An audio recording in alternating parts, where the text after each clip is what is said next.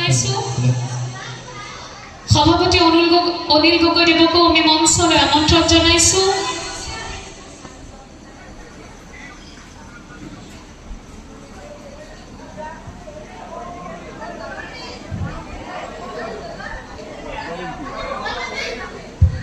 তেখেতক এখন ফুলাম গামোচাৰে সম্বৰ্ধনা জনাব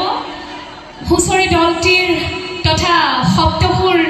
সংগীত কলা একাডেমীৰ ছাত্ৰ সন্দীপ হাজৰিকাই সন্দীপ সন্ধিকৈ ক্ষমা কৰিব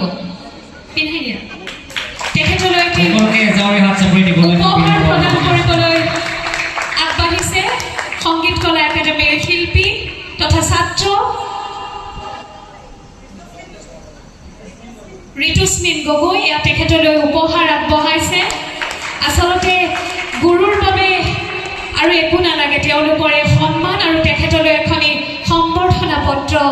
আগবঢ়াইছে সংগীত কলা একাডেমীৰ ছাত্ৰ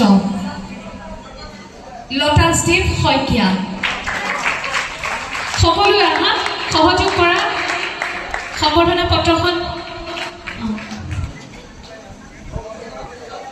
আচলতে কষ্টৰ আঁৰত যি সন্মান পোৱা যায়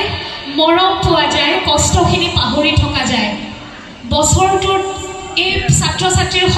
সকলৰ লগতে অহৰহ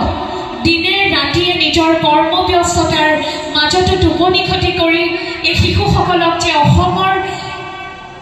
মজিয়াত আগবঢ়াই নিছে সেয়া আচলতে আমাৰ বাবে গৌৰৱ প্ৰাণপ্ৰতিম দত্ত ডাঙৰীয়া এয়া সৌভাগ্য আমাৰ বাবে আচলতে তেখেত আমাৰ বাবে গৌৰৱ আৰু এই আপাহতে তেখেতক